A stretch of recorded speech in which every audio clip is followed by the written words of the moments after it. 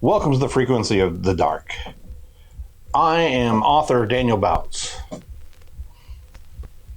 In fiction, facts are floorboards.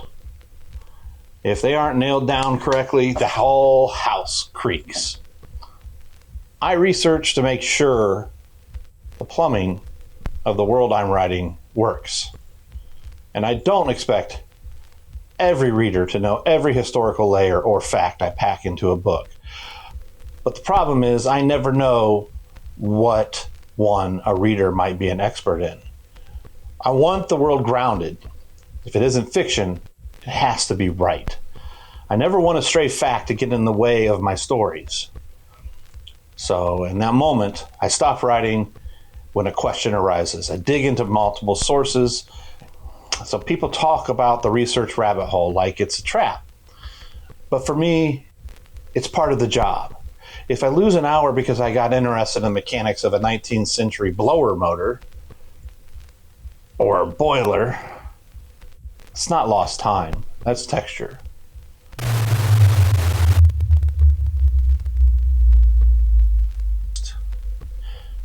My favorite discovery happened when I was digging into the background for Sheriff Flynn. History isn't always what the textbooks highlight. I was looking into the historicity of having a slave fighting in the Civil War for the Confederacy. It's a real thing, and it's a perspective we seldom hear.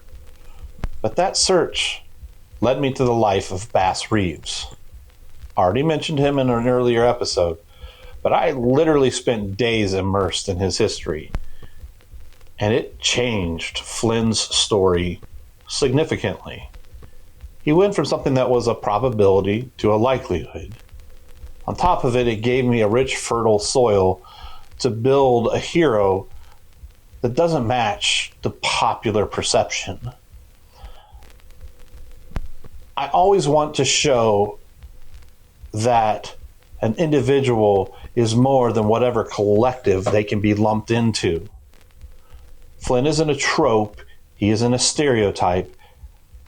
What he is a man built from the bones of a real and complicated history.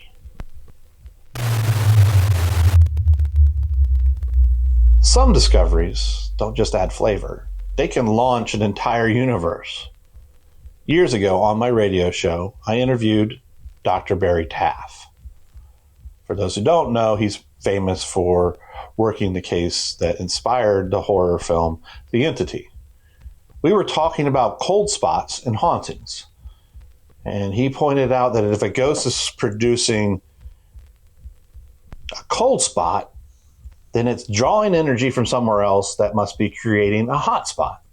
So an equal and opposite reaction. Something to balance that exchange of energy. That single scientific premise is what launched Burn Out the Day. That idea sat in the back of my brain for 8 years. And when I sat down to write my next book after Life is in the Blood, it birthed the entire Winter Walker series. It moved the supernatural away from the theatrical and folkloric into something that was measurable and had a forensic quality to it. If a haunting is a zero-sum energy source, then a ghost isn't just a memory. It's a physical force interacting with our world. It allowed me to write a paranormal story where the threat has a logic you really can't argue with. The cold isn't just an atmosphere, it's a sign that something else is there to be fed off of. Pressing on it. The second shock came when I stumbled upon the reality of, wait for it, Amish magic, brockery, or powwowing. To me, this felt like an oxymoron. Finding and discovering a hidden mystical tradition tucked inside such a plain, structured culture was definitely a revelation that I'll never forget.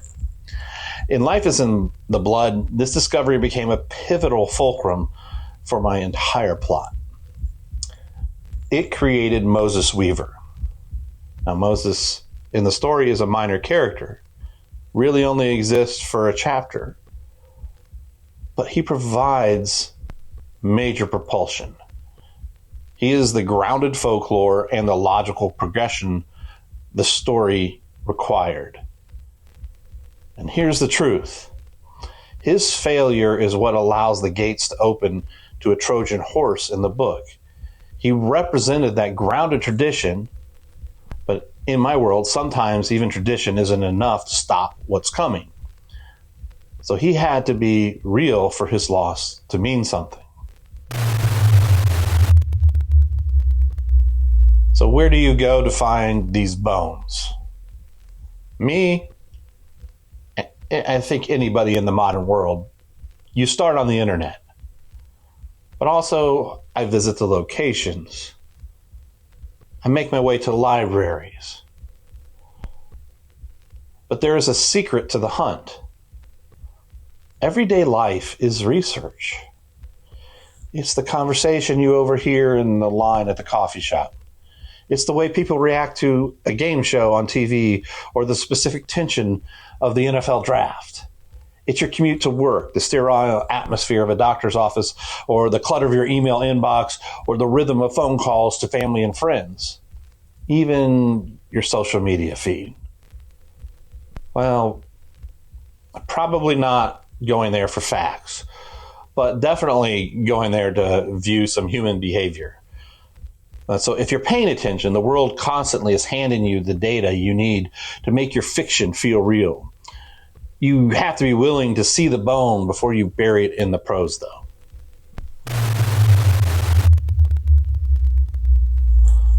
So, what can we take away from this little bone hunt? I say first, you got to make the plumbing work. Trust the facts so your reader can trust the fiction. Second is look for that hot spot. If something in your research feels like a logical paradox, like Barry Taff's energy exchange, that's where the story is. And finally, understand that even your minor characters need roots. Moses Weaver only had one chapter, but because he was built on real folklore, his failure carried the weight of the whole book.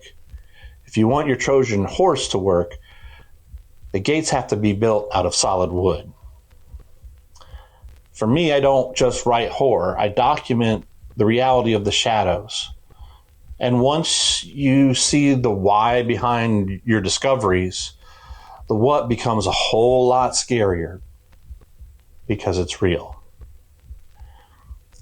So we're going to go ahead and close out today. But just remember, the research never stops. Next week, we're going to move into the landscape as a witness. How the woods of Ohio hold the secrets we try to bury. I want to thank you for making to the end and staying with the signal. Please like, comment, and subscribe to join the pack. And until next week, I'll see you in the field.